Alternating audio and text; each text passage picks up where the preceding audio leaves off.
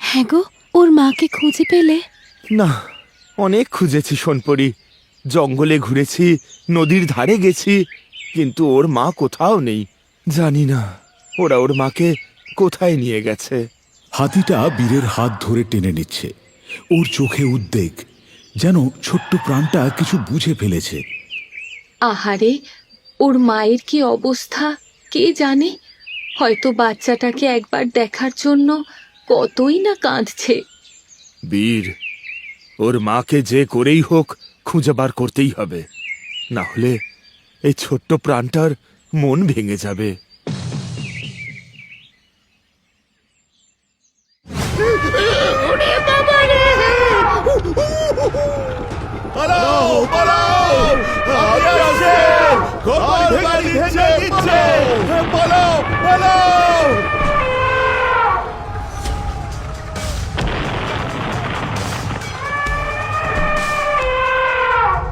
আমাদের সোনা গজা, আমাদের লক্ষ্মী গজা।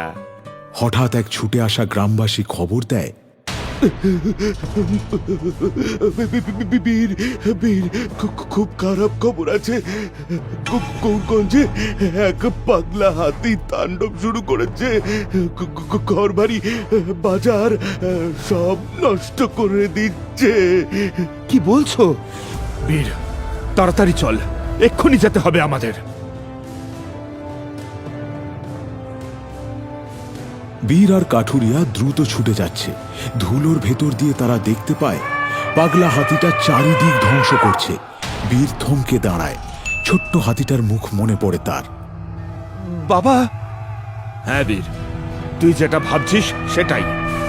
এটাই সেই হাতি যাকে আমরা এতদিন ধরে খুঁজছিলাম। আমাদের গজার মা ওর সন্তানকে হারিয়ে পাগল হয়ে গেছে।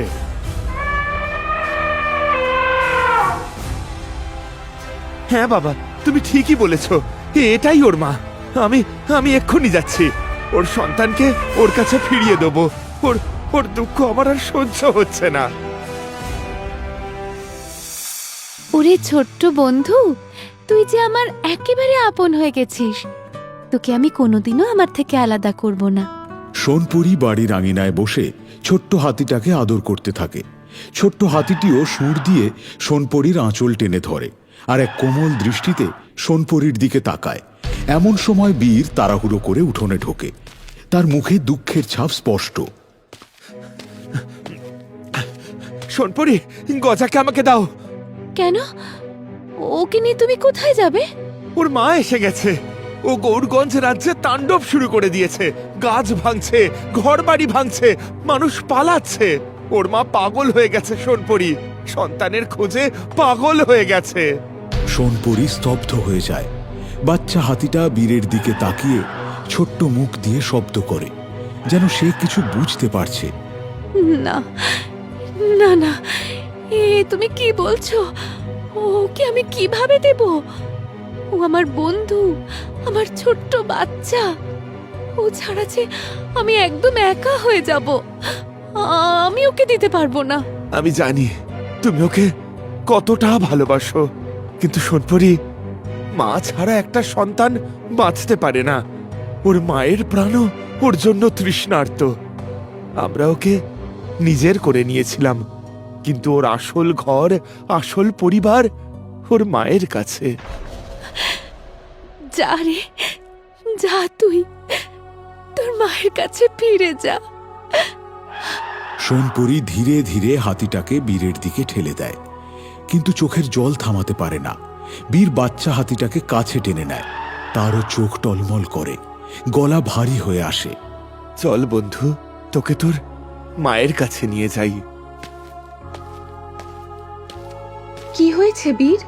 মা, আমাদের হাতে আর সময় নেই। আমাদের গজাকে ওর মায়ের কাছে ফিরিয়ে দিতে হবে। ওর মা তাণ্ডব করছে গ্রামে। কি বলছিস বীর? আচ্ছা ঠিক আছে, চল আমরাই যাই। চলো সোনপরি।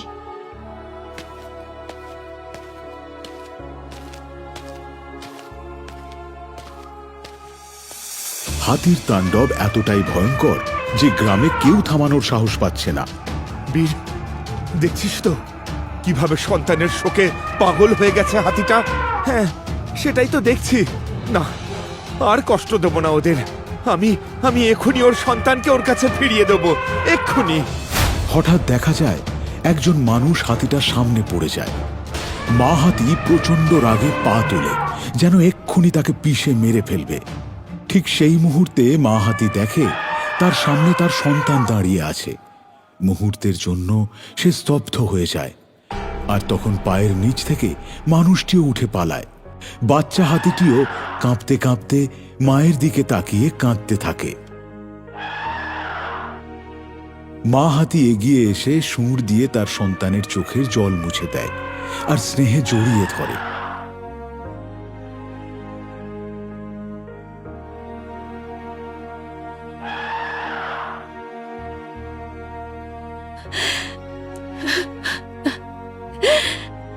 না না না, আমাকে ছেড়ে যাস না, আমাকে ছেড়ে যাস না।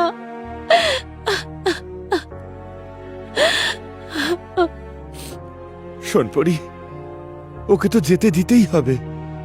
ওর মা এসে গেছে যে, ওর নিজের জায়গা জঙ্গলেই। বাচ্চা হাতি সুর দিয়ে সোনপরির গলা জড়িয়ে ধরে, যেন বলছে, না, আমি তোমার কাছেই থাকব। দেখছিস তো বীর, ও যেতে চাইছে না। শোন গজা, ও তোর মা, যে তোকে জন্ম দিয়েছে। ও তোর ডাক শুনে এসেছে। ওর কাছে গেলে তুই আর একা হবি না। তোর মাকে একবার দেখ, তোকে ছাড়া কেমন কষ্ট পাচ্ছে।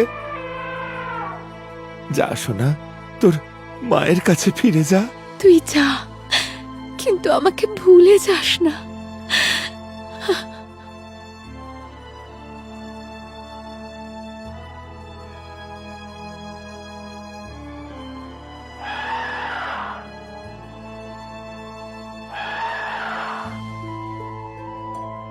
ওকে ওকে একটু সাবধানে রেখো।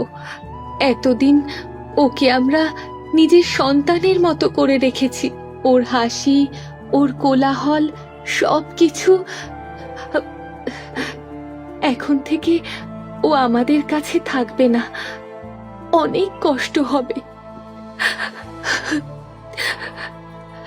কিন্তু আমাদের কষ্টের থেকেও তুমি তো অনেক বেশি কষ্ট পেয়েছো। নিজের সন্তান হারানোর যন্ত্রণা যে কেমন তা আমি বুঝি।